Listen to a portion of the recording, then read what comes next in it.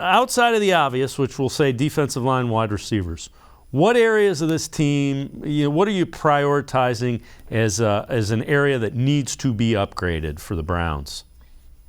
Kind of already mentioned it, Dave. Kicker, and it's really special teams overall. And I know they got rid of their assistant special teams coach, but Mike Prefer and that special teams unit has got to show more, and they've got to get more out of the kicker position. Now, when they made the change from Jamie Gillen to Colquitt, they got a little bit more separation in terms of flipping the field from their punter. But kicker, you're gonna have to score points at times.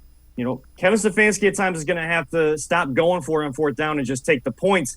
But he's also going to have a kicker that he feels confident in instead of looking at and just continuing to go for it. He's got to have a kicker on the other side, not just in September and October when it's a little bit warmer and you get those nicer days down there at First Energy Stadium, but in November and when it matters in December and January, trying to make a push for the playoffs. The wind is whipping. You got the grapple. You got the snow, the rain coming down. It's cold.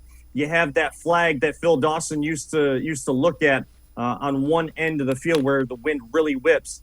You need a kicker that can kind of utilize that and just kick through any sort of weather. You have the kicker from Baltimore, and yes, he's kind of the anomaly. He's kicking through anything, but Justin Tucker is kind of the exception to the rule. You need a guy that's going to at least do 75% of what Justin Tucker can do in the AFC North, because games are going to be decided by 3 or less points more often than not. Yeah, and a lot of the Browns' close games, if they had a guy that threatened it at the kicker position, that would definitely help.